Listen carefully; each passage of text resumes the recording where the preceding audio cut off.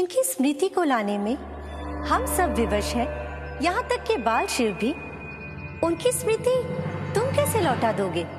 माते, माता पार्वती की स्मृति लौटने का तार उनके इस अवतार के उद्देश्य से जुड़ा है। जिस पल उनके अवतार का उद्देश्य उनके सामने आ गया, उनकी स्मृति स्वतः लौट आएगी।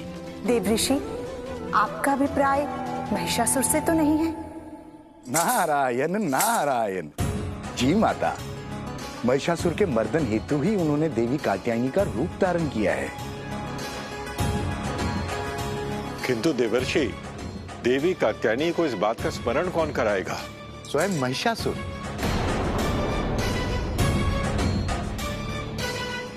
कैसे देवर्षि? ऋषिवर, ये तो सर्वविदित है कि ईश्वर तब तक किसी का वध नहीं करते हैं जब तक उसके पाप का घड़ा भर न जाए। इसलिए पहले मुझे उस सुप्त असुर को पाप करने के लिए उकसाना होगा, ताकि सारा संसार उसके पाप से त्राहि त्राहि करने लगे। तब संसार का दुख हरने के लिए देवी कात्यायनी की स्मृति लौट आएगी और वो महिषासुर मर्दनी दुर्गा का रूप धारण करके महिषासुर का वध कर देंगी। देवऋषि, शिव ने वचन दिया है कि जब तक कात्यायनी की स्मृति वापस नहीं लौटेगी, वो वापस नहीं लौटेगा। फिर ऐसे में शिव कब हमारे पास वापस लौटेगा? ये तो आने वाला समय ही बताएगा माता अनुसुईया, और महादेव की लीला तो महादेव ही जाने। पहले महादेव कहीं लुप्त हो गए,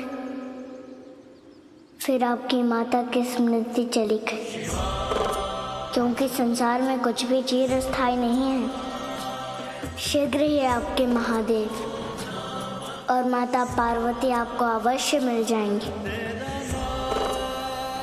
अब आप शीघ्र पिशाच दंपति को महादेव की कथा सुनाइए नंदी जी। अवश्य प्रभु। बात बहुत प्राचीन है।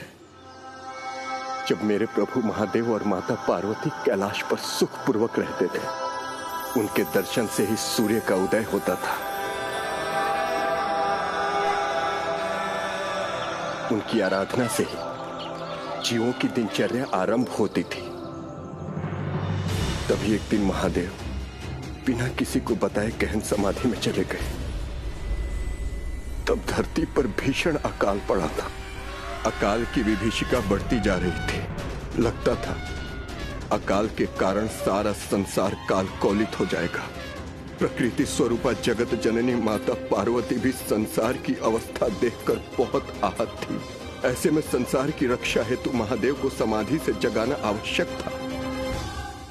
महादेव, आंखें खोलिए। महादेव, ध्यान से बाहर आइए। आंखें खोलिए महादेव।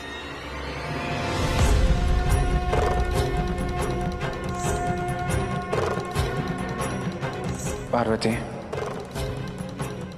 मुझे ध्यान से क्यों जगाया? मुझे भूलोक भ्रमण पर जाने की इच्छा है महादेव। अनावश्यक इच्छाओं की पूर्ति के लिए ध्यान को भंग करना अनुचित है पार्वती। और मेरे विचार से इच्छा पूर्ति के वचन को महत्व ना देना अनुचित है महादेव। तुम्हारा तात्पर्य क्या है?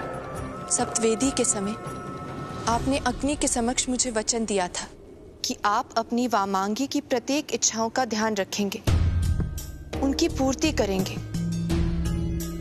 और आज जब आपकी वामांगी की इच्छा है भूलोक पर भ्रमण पर जाने की, तो आपको मेरी ये इच्छा पूर्ण करनी होगी। चलिए महादेव। परिणय सूत्र के बंधन में बंधा तो तुम्हारी इच्छा के अनुरूप चलने का धर्म तो निभाना ही होगा। चलो।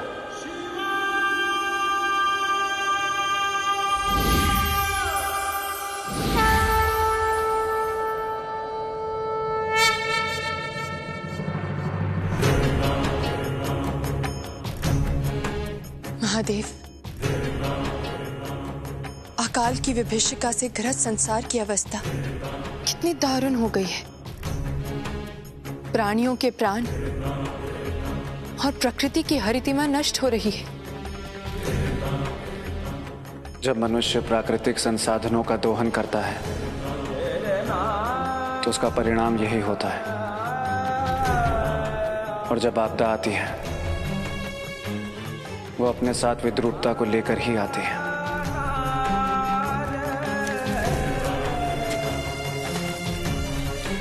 संभवतः उस किसान को अकाल की विभीषिका का ज्ञान नहीं है महादेव, तभी तो सूखी धरती पर हल चला रहा है और अपनी ऊर्जा व्यर्थ कर रहा है। नहीं पार्वती, वो अपनी ऊर्जा को व्यर्थ नहीं कर रहा है, वो हल चलाने का अभ्यास कर रहा है और ये उसकी आशावादी प्रवृत्ति का प्रतीक है कि कल जब स्थिति समान हो जाएगी वो हल चलाना ना भूले।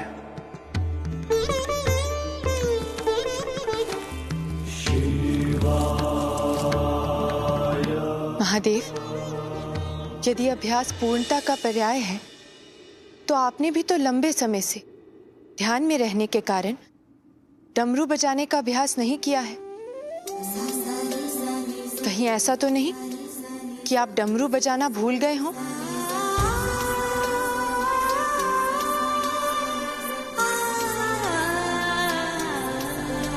महादेव, डमरू बजाइए। अब मैं समझा, मुझे ध्यान से निकालकर तो मुझे भ्रमण पर क्यों लाई हो। इस अकाल से मुक्ति के लिए मैं डमरू अवश्य बजाऊंगा ताकि वर्षा हो सके।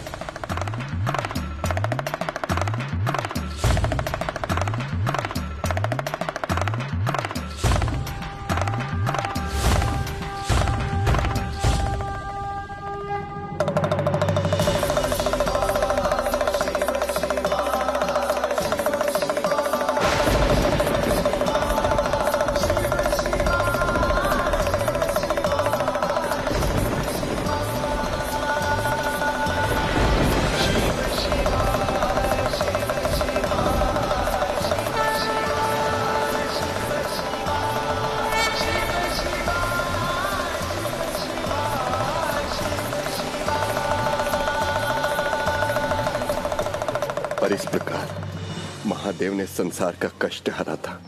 अब आगे की कथा कभी और सुनाऊंगा। ठीक है, अब हमें आज्ञा दीजिए प्रभु, कल हम पुनः आएंगे।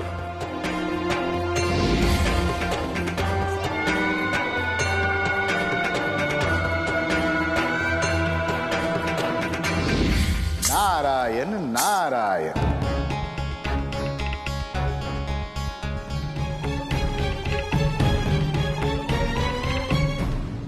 प्रभु प्रणाम। आप यहां देवऋषि नारद? हाँ नंदी जी, श्राप मुक्त हो गया तो चला आया। कौन है आप? आपने मुझे नहीं पहचाना प्रभु? मैं आपका मित्र हूं प्रभु, मूड।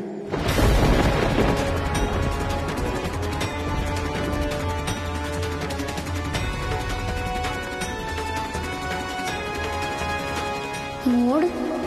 हाँ प्रभु, आपका मित्र मूड, जिस पर आपने इतने समय तक कृपा की, उसे अपना स्नेह दिया, इसका ऋण मैं कभी नहीं उतार पाऊंगा।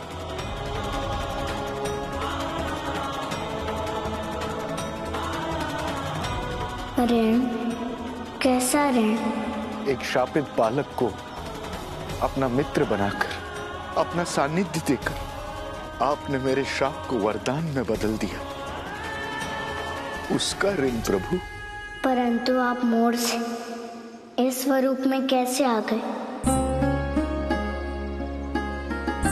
आपके बिछोह में मैंने अन्न जल त्याग दिया था और संजोग से उस दिन निर्जला एकादशी थी, सो अनजाने में मेरा व्रत हो गया और मैं श्राप मुक्त हो गया प्रभु। मेरा कोई नहीं है। मैं हूँ ना तुम्हारा मित्र। समय ले आया। मैं तो इसलिए रो रहा हूँ कि यदि मेरे माता पिता मिल गए तो मैं तुम्हें छोड़कर कैसे जाऊंगा। तुम चाहो